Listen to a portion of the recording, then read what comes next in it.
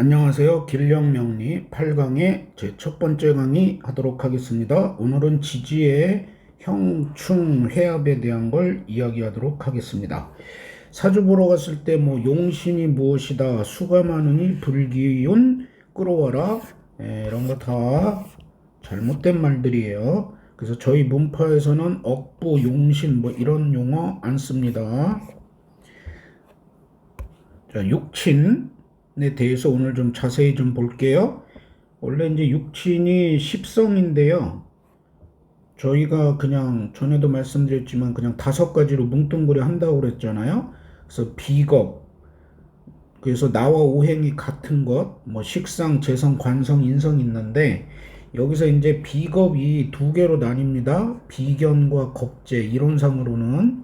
그 다음에 저 식상이라는 것은 식신과 상관, 재성은 편재와 정재, 관은 편관과 정관, 그 다음에 인성은 편인과 정인으로 나눠요. 이것을 나누는 방법은 내 일간이 만약에 병하다, 내 일간이 병하면 이건 양간이란 말이에요. 양.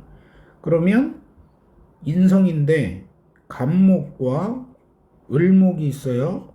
근데 이게 간목이 플러스 양, 을목이 마이너스 음이란 말이에요. 그래서 나하고 같은 플러스일 땐 여기다가 편자 하나 쓰는 거예요. 인성은 인성인데 편인이다. 그리고 나와 반대되는 기운이다라고 하면 인성은 인성인데 정인이다.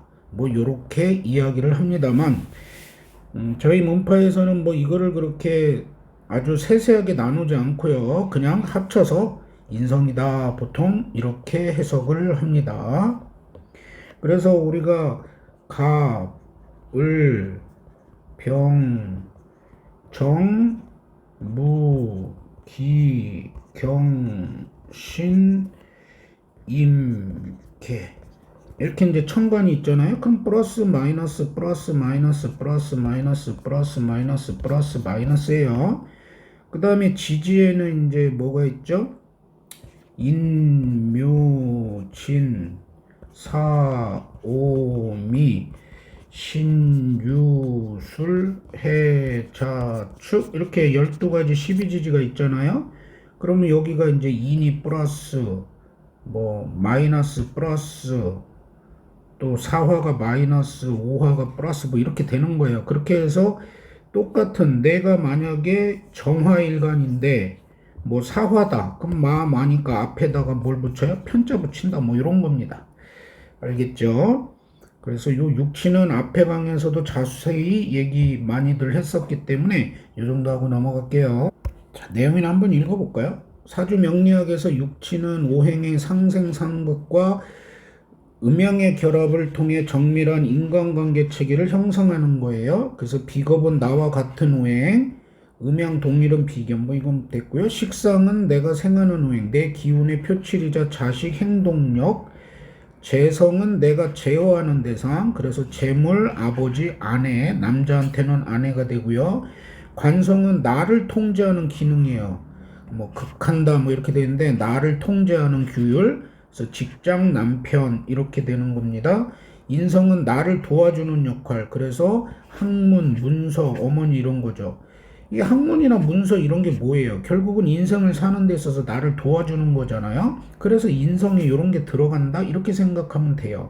그러니까 이렇게 세분화된 내용들은 정해진 거 몇 가지 우리가 외우면 되고, 식상이 어떤 의미냐 이런 거가 더 중요하죠. 병화일간, 화일간한테 뭐예요? 토가 이제 식상이란 말이에요. 그러면 식상이라는 건 나로부터 에너지가 나로부터 나오는 에너지, 그건 전부 식상의 기운이다, 이렇게 생각하면 편해요.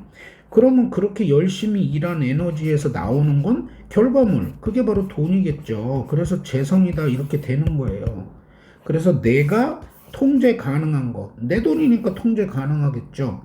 요렇게. 그리고 옛날식으로 따지면 남편이 아내가 통제가 가능하니까 아내가 되는 거고, 그러면 남편을 통제하는 건 뭐예요? 자식이란 말이에요. 자식. 그래서 자식이 관인 때 요게 남자한테서는 자식이 되고, 이런 메커니즘들이 있는 거예요. 자, 여기서 일간이 목이라고 볼게요. 그럼 목한테 토는 재성이죠. 그럼 목한테 육친 개념, 즉 친척의 핏줄 개념으로 보면 뭘까요? 목한테 이게 아버지란 말이에요. 그런데 아버지를 도와주는 역할은 뭐예요? 우리가 그 뭐죠? 아버지. 그러면 아버지가 어디예요? 아버지의 엄마. 아버지의 엄마는 뭐예요? 화생토니까. 자, 아버지한테 엄마가 뭐예요? 아버지한테 엄마는 요 화죠, 화. 아버지한테 엄마잖아요. 이게 아버지 엄마. 아버지 엄마니까 나한텐 뭐예요? 나한텐 친할머니예요. 그러면 목이 만약에 여자라고 해볼게요. 그럼 목이 여잔데 여자에게 화는 자식이면서 동시에 친할머니도 되는 거예요.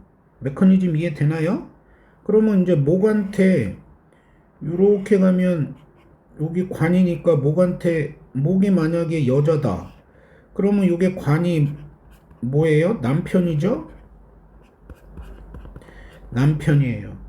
그러면 남편은 금생수 요렇게 자식이 되고 그리고 남편의 그럼 엄마는 누구예요?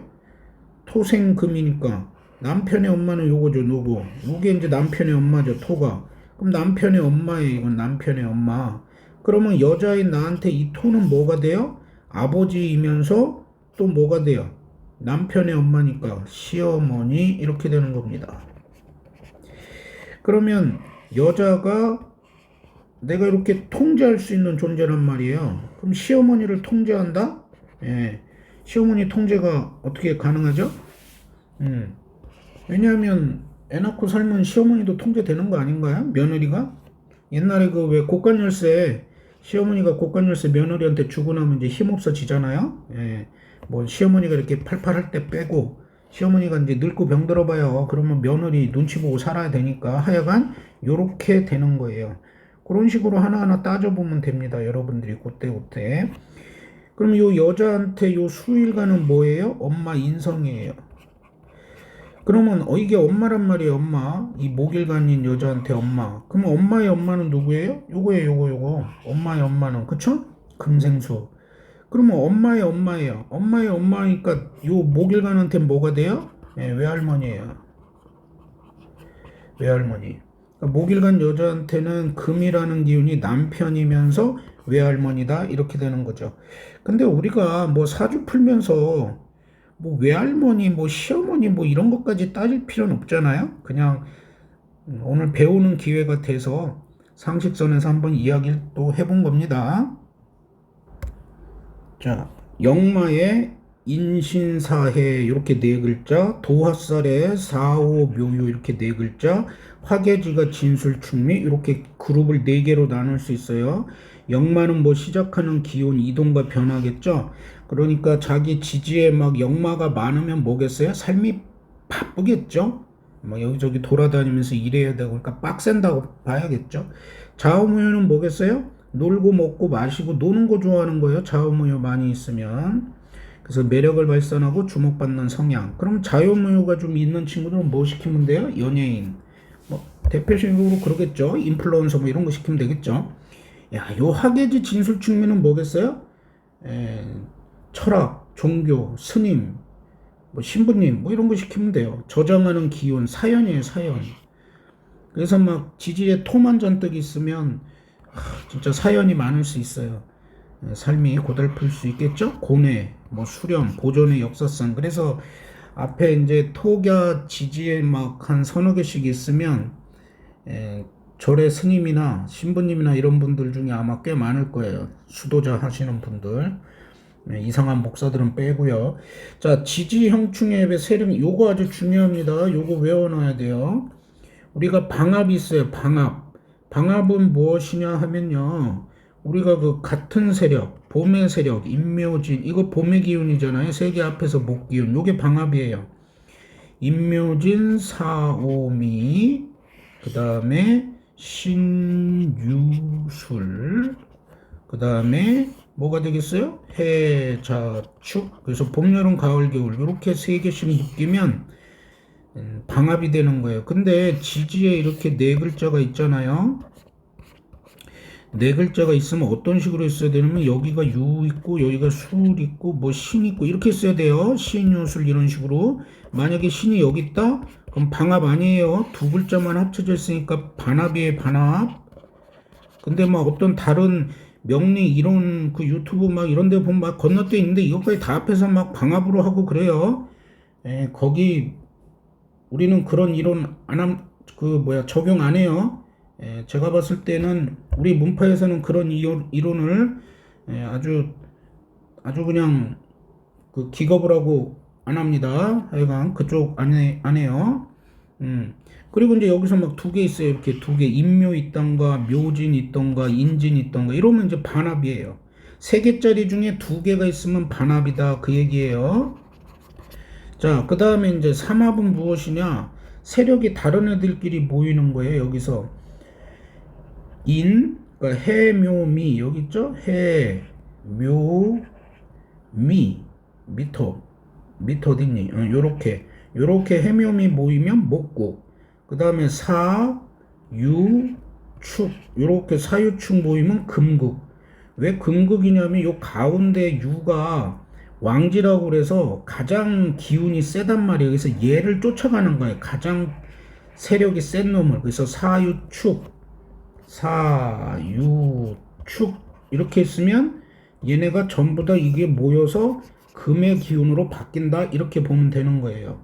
각각의 성분들이 다 금의 기운으로 바뀌어서 이렇게 강력한 합을 이룬다 이렇게 되는 겁니다. 그 다음에 뭐가 있어요? 인, 오, 술, 화국 있고요. 그 다음에 신, 자, 진, 그렇게 수국이 있는 거예요. 그래서 방합과 삼합은 힘이 둘이 똑같아요. 그리고 가장 힘이 셉니다. 그 다음에 육합이 있어요. 육합은 이제 진유합, 진유합이 있었고요. 그 6가지 그 있었죠. 육합 6개. 진유합. 자, 자축, 합, 토 내지 수로 바뀌어요. 자축, 합, 토, 자축, 합, 수. 왜냐면 이게 해자축이잖아요. 해자축. 해자축. 근데 여기 해자축에서 아까 그 2개씩 묶이면 반합이라고 했는데 얘는 육합으로 가요. 해자축. 그 다음에 인해합목. 인해합목. 그 다음에 묘술합화. 진유합금. 그 다음에 사신합수. 오미합 화로 바뀌거나 아니면 뭐 토로 바뀌거나 이래요. 그러니까 여기서 자축은 원래 해자축의 수기운이 강하니까 수잖아요. 그리고 이제 갈 거 없으면 토야.